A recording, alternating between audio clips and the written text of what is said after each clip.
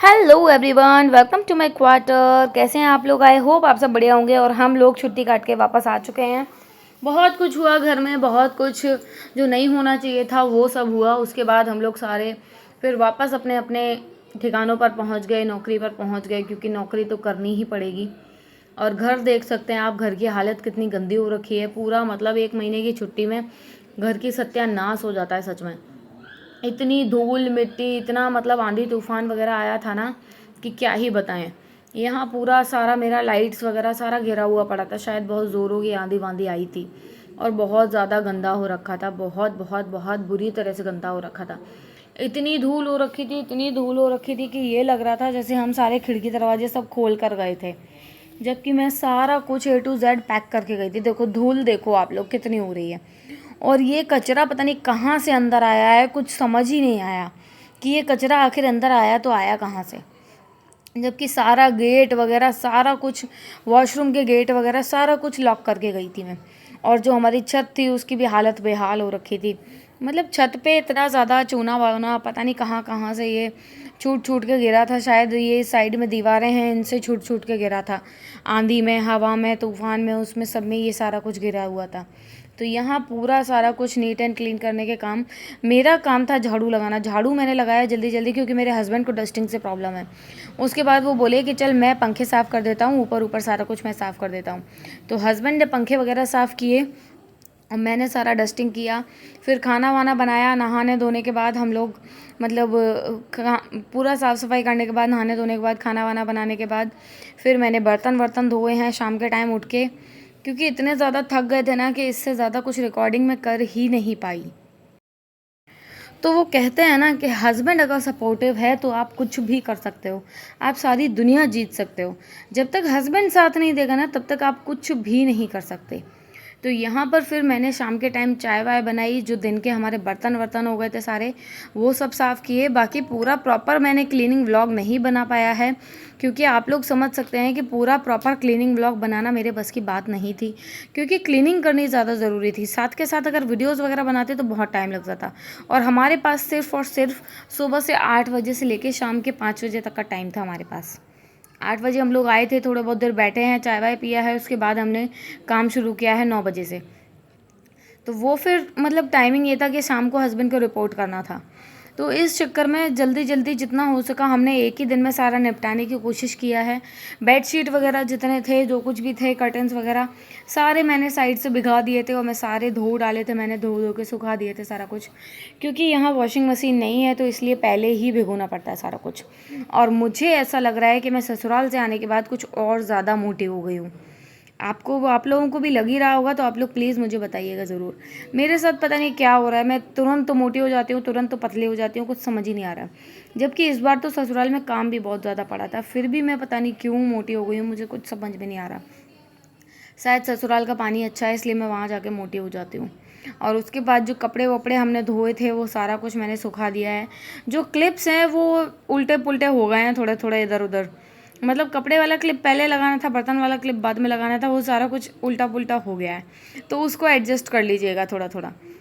और अभी अपने ऊपर वर्क करना है। अपना जो मोटापा मैं बढ़ा के लाई हूँ उसको कम करना पड़ेगा मुझे फिर से, क्योंकि मेरी आ रही है बहन की शादी और देवर की शादी। तो मुझे अपना वेट लॉस करना ही है कैसे भी, ताकि थोड़ी ठीक ठाक लगूँ। ऐसे तो मैं बहुत ही बुरी लगूंगी, सब सच बता रही हूँ, मैं बहुत ज़्यादा बुरी लगने वाली हूँ इस साल से तो।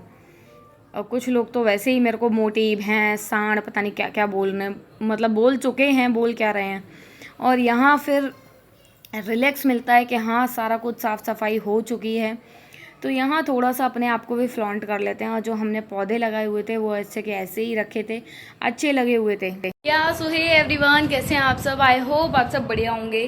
तो फाइनली साफ़ सफाई करने के बाद जो हमारा घर है वो कुछ ऐसा दिख रहा है। बहुत ज़्यादा धूल मिट्टी हो रही थी, जाले लग रहे थे, और मतलब धूल तो इस कदर हो रही थी ना जैसे हम सारे खिड़की दरवाजे खोल के गए हों, इस कदर धूल अंदर घुसी हुई थी। जबकि मैं सारे खिड़की दरवाजे वरवाजे सब बंद करके गई थी।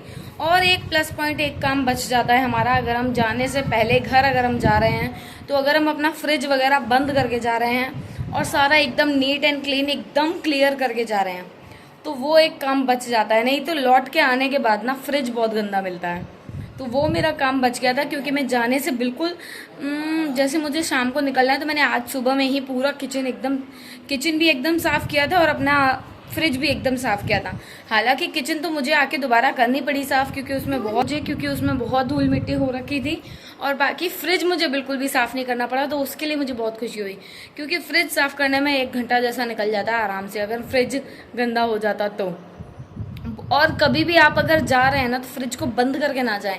अगर आपको फ्रिज को बंद करके जाना है तो मेक श्योर कि उसमें जो भी सामान रखा है वो सारा आप निकाल कर जाएं और उसको एकदम क्लीन कर जाएं, तब उसको बंद करें। अगर आप ऐसे ही बंद कर देंगे, उसमें थोड़ा बहुत सामान पड़ा है और आपने क्लीनिंग उसकी अच्छे से नहीं की है, तो उसमें आप 1 महीने के बाद आके देखेंगे तो उसमें फफूंद लग जाएगी।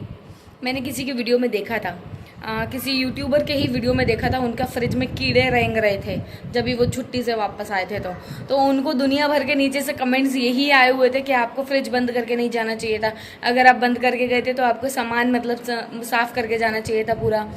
तो वही छोटी छोटी सी चीज़ें हैं जो हम लेडीज़ों को याद रखनी पड़ती हैं। चलिए आप लोगों को अभी अपना मैं बेडरूम दिखा देती हूँ। मैं मनी प्लांट लगा के गई हुई थी, वो सारे सूख गए, बस ये एक रह गया। और यहाँ ये मैंने वॉशिंग एरिया पे थोड़ा सा अपनी ये एक पत्ती लगा दी है इस मिरर के ऊपर, ताकि ये थोड़ा अच्छा लगे। ये हम दिखाते हैं आपको अपना पूजा वाला रूम। तो ये है हमारा पूजा वाला रूम। मैंने अलमारी इसमें शिफ्ट कर ली है, फिर से ये सारी सामान रखा हुआ है। और ये मेरे भगवान जी वगैरह बैठे हुए हैं। रोज़ यहाँ दिया बत्ती होती है। तो भगवान जी के लिए मैंने आम का जूस रखा था, भगवान जी ने पिया नहीं। चलो उठा के रख लेंगे, बच्चे पी लेंगे। और ये मेरे सासू माँ के ठाकुर जी हैं, जिनको मैं लेके आ गई थी। मैंने कहा अभी अकेले बेचारे कहाँ बैठे रहेंगे, मैंने कहा चलो आप मेरे साथ, आपको डेली नहलाती धुलाती रहूंगी, कपड़े वपड़े सारे चेंज करती रहूंगी, आपकी सेवा होती रहेगी। और यहाँ एक फ़ोटो लगा है मेरे सास ससुर का, ये मेरे हस्बैंड है, बहुत पहले का फ़ोटो है ये। और ये बच्चों का वो नोटबुक्स वगैरह रखे हैं, बॉक्सेस रखे हैं हमारे, बस दैट्स ऑल। और ये यहाँ से जस्ट बालकनी में ही यहाँ पर हमारा कूलर रखा हुआ है। ये बालकनी भी आते ही मैंने साफ़ की थी, कूलर लगाया था क्योंकि गर्मी बहुत। और बाकी ये है हमारा बेडरूम पूरा, आप लोग देख सकते हैं। कूलर लगा रखा है, खिड़की जो है वो आधी कार्डबोर्ड से बंद कर दी है मैंने, क्योंकि यहाँ से धूप आती है इस चक्कर में। बाकी क्लीनिंग वगैरह सब। ये है मेरा हॉल, जिसको मैंने थोड़ा ऐसा लुक दिया है। ये बालकनी वाला गेट खुला हुआ है, मेरी चाय रखी है। एक भी जाला वगैरह अगर कुछ दिख जाए तो बता देना, क्योंकि अभी क्लीन किया है पूरा, तो कहीं कुछ भी नहीं दिखने वाला है। और हॉल के जस्ट सामने हमारा किचन। अभी मैंने बर्तन धोए हैं सारे।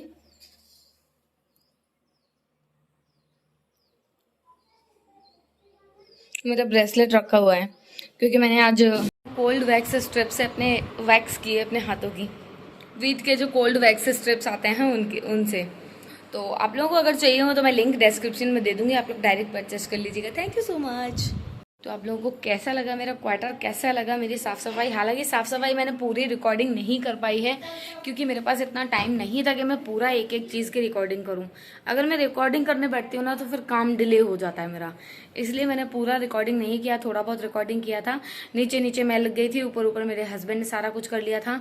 मतलब जाले वगैरह मैंने डस्टिंग पूरी कर दी थी मैंने। उसके बाद मेरे हस्बैंड ने फ़ैन साफ़ किए हैं, और जो फ़ोटोज़ वगैरह तस्वीरें वगैरह मैंने लगा रखी हैं उनको क्लीन कर रहे थे कॉलिन डाल के बस। तो हस्बैंड अगर सपोर्टिव हो, एंड में यही बोलूँगी कि हस्बैंड अगर साथ दे तो काम का पता भी नहीं चलता है, और काम कब ख़त्म हो गया, कब साफ़ सफाई पूरी कंप्लीट हो गई, मुझे खुद पता नहीं चला।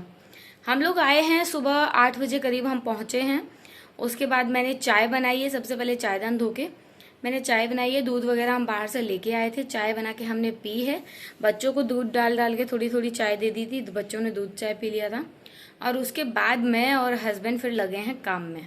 सबसे पहले हमने अपना बेडरूम साफ़ किया। बेडरूम में ज़्यादा सामान नहीं है तो बेडरूम जल्दी साफ़ हो जाता है, तो बेडरूम पहले साफ़ किया हमने, बच्चों को बिठाया बेडरूम में, और उसके बाद पूरा घर हमने नीट एंड क्लीन किया है।